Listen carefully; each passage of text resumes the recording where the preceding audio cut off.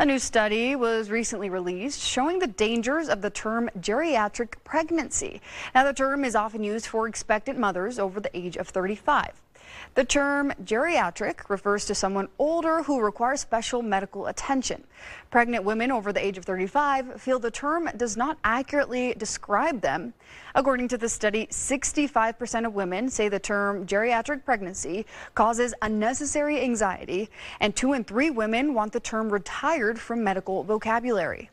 Pregnancy at 35 and beyond does carry increased risk, but patients, what they deserve is clear and honest counseling, not a label of geriatric pregnancy to insinuate that they are abnormal for having a pregnancy later, whether it was intentional or not. HRC Fertility conducted the study and is now urging medical organizations to remove the term from their language and instead say pregnancy at 35 or older.